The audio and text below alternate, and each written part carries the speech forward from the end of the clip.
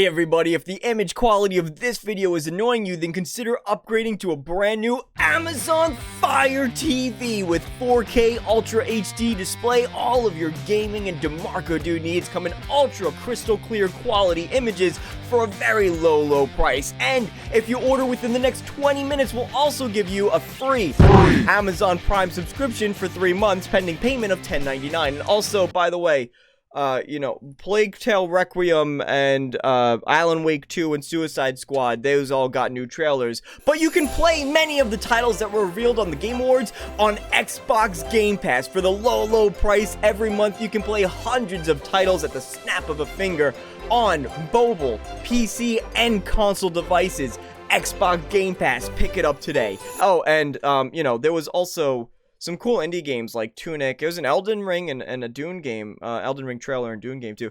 And some awards were given out also, so that was kind of cool. But did you pick up Game Pass yet?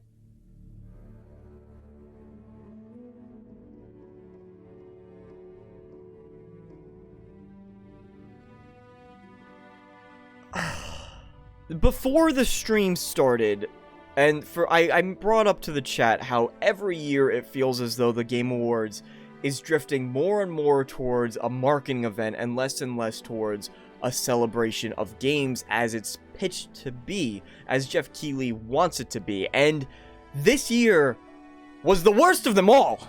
If you scrap, I think the stream was somewhere around 4 hours, which is much too long for a presentation of this nature, especially when the actual focus, it's not called the game commercials, it's not called the game advertisements, it's the Game Awards. And there were moments in this show where they brought up an award, they say, hey, Deathloop just won for Best Action Game and also Cool Art Direction and 3 other awards. Okay, bye, see you later, but did you know that, hey, you could see the Game Awards next year in a brand new Toyota?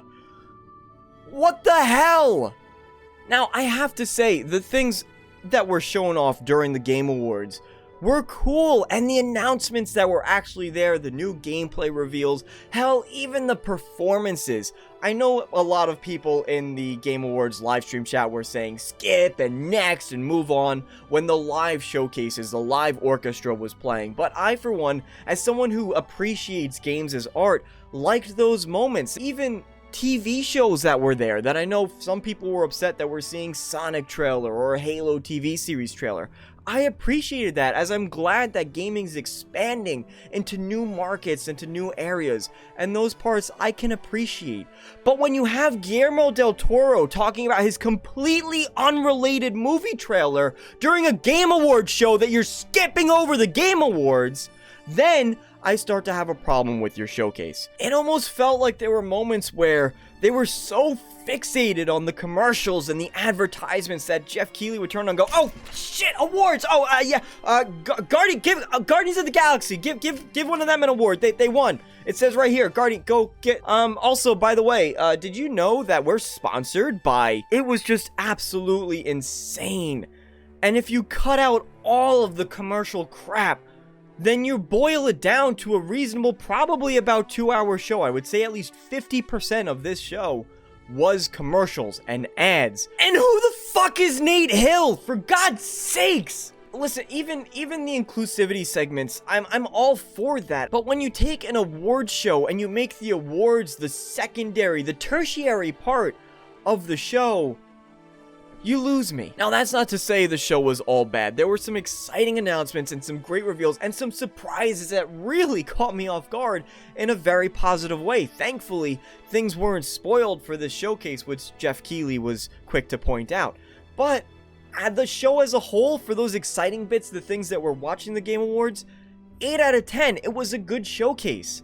However, everything else, which you have to include all the other additional stuff that was thrown in, I would bring it down to a 4, below average. It was just boring to watch sometimes, and I really wish I had DVR to skip through some of it. Rant aside and all of the complaining, what were some of the exciting parts of the Game Awards? Well, for starters, Hellblade 2. Hellblade 2's thrown in here, really blurring the line, or starting to blur the line, between what's real and what's fake. Of course, we had the Matrix demo, gameplay demo on Unreal 5, which you can actually pick up on next generation consoles and check out, and that's the intention. It sort of is just a tech demo of where games can go, but you look at a game like Hellblade, and it was monumental. If you listen to that showcase or that game presentation with headphones, you still had the beautiful audio going on with so much depth. And additionally, in a similar vein, A Plague Tale Requiem.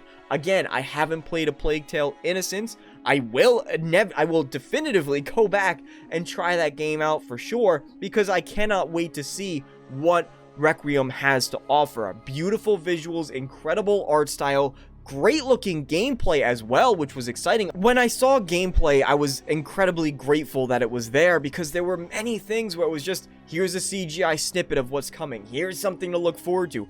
Alan Wake 2, we got a cool trailer for, and then the game designer, or representative from the studio, I apologize, I don't remember his position, but he comes up and he's really excited, and you could tell he's enthusiastic to talk about the game, but he's standing up behind a blank screen behind him saying, hey, yeah, man, it's gonna be cool, like, it's gonna be awesome, and I'm looking forward to it, and you guys should look forward to it, and it'll be really cool, and you just have to take my word on it, but it's gonna be really cool. Alright, nice, awesome. Tunic was a highlight for me in the pre-show, a beautiful looking indie game, as well as Somerville that was also there. We've seen that previously, and Planet of Lana was a game that's on my wish list that caught my interest. So there were a lot of titles that did show it. I wish there were more gameplay shown, more details given about these titles, and if you need to fill the time for some of these spots instead of filling it with ad revenue, I get it.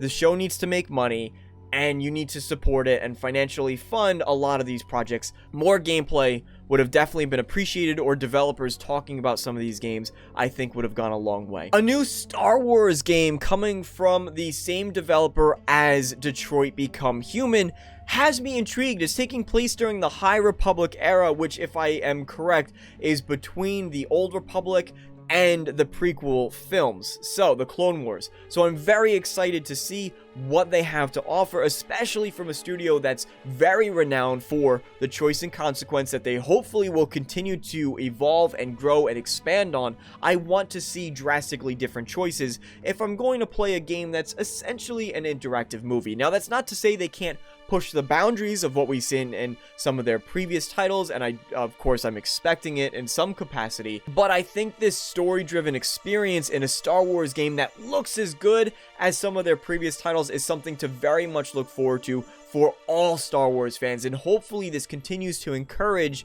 Lucasfilm and just Star Wars license in general to continue allowing for tons of other studios to work on these franchises, as opposed to going back to EA or sticking with the studio. I'm glad that other companies have the opportunity to flesh out the Star Wars universe, and this is one of those that I'm looking forward to. The highlight for me personally, without a doubt, coming from Monolith, was Wonder Woman. Took me completely by surprise, was not expecting a Wonder Woman game, and I'm excited to hop back into what I presume will be that free-flow combat system, as long as it's supported by a great story, which arguably in the past I know Monolith sort of struggled with, at least in my opinion, with some of their past entries. So I hope that they can really get down the storytelling element. It is going to be using the Nemesis system, which they now have exclusive rights to.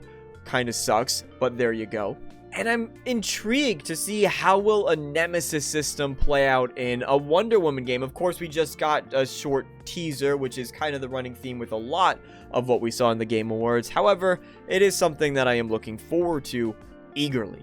Keeping on the theme with Warner Brothers, we also had the Golem title, which showcased a little bit more.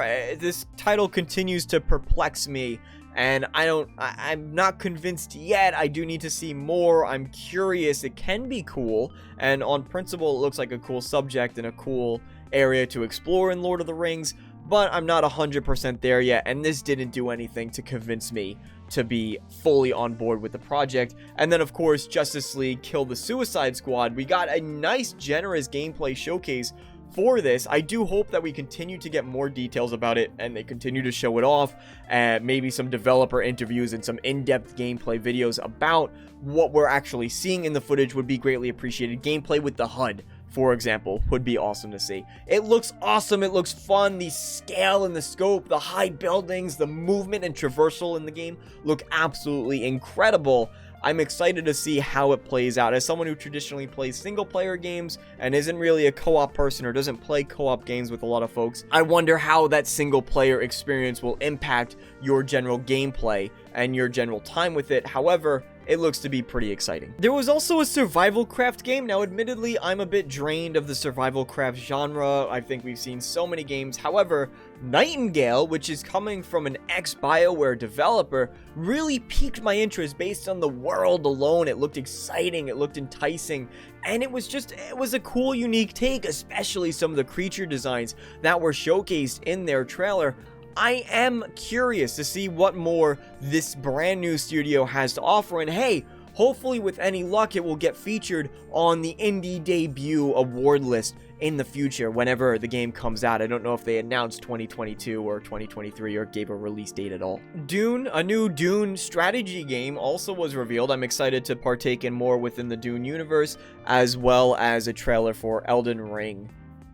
Dune is getting a brand new strategy game, which is pretty interesting. I'm excited to explore the Dune universe, and I'm glad that it's being so widely popularized now, as it is a cool world. Although, whoever follows me on Twitter will know my opinions of the film, for sure. And then, of course, Elden Ring got a very extensive lore showcase, which, from what I was able to see, Elden Ring fans were very excited about. I'm intrigued, and I will probably be picking up Elden Ring myself as someone who enjoys Dark Souls light games, meaning I'm not crazy about the difficulty, and I'm not crazy about the community members with the get good mentality. However, I do appreciate the combat systems in the Souls-like games. It won most anticipated game 2 years in a row, last year and this year once again, for a reason. It's looking to be a very exciting title.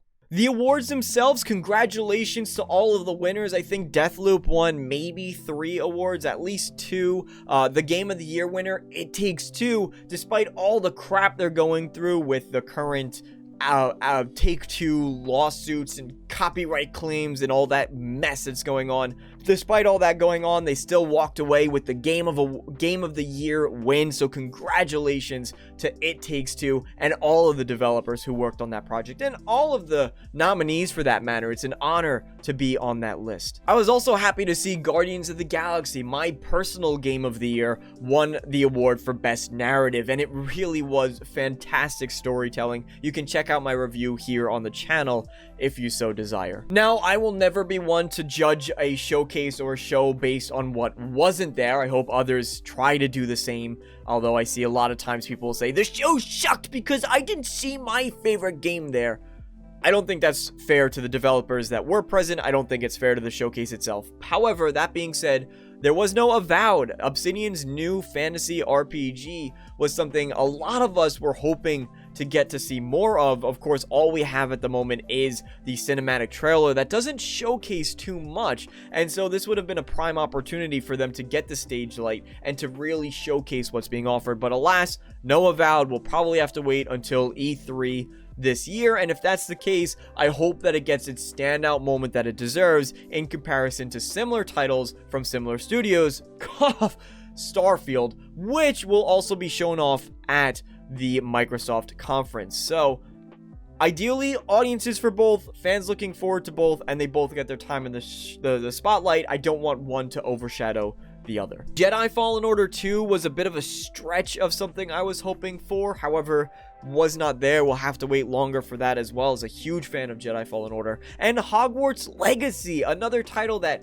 came and then just disappeared after it was shown off from Warner Brothers. I guess these titles are just waiting to get their spotlight at E3, which makes sense, and I'm all down for, especially assuming that it will be in person this year. It's a great time to get as much as you can shown in to really blow people away their first time back in person, which I think it will be. Starfield also was noticeably absent despite the Steam wishlist listing becoming live the same very day. Myself and many others were guessing maybe, although I didn't hold my hopes up. And for what it's worth, I'm happy that my video I made of Starfield not being at the Game Awards turned out to be right. So, all in all, God forbid Jeff watch this, I would say let's try to minimize the advertisements during the actual show and maybe just fill in the pre-show with this kind of stuff, you know? Of course, you do want some announcements thrown in there, but it just hampered the overall viewing experience and it went on for way too long. Again, cut all of that out. You had a fantastic showcase with a lot of cool reveals,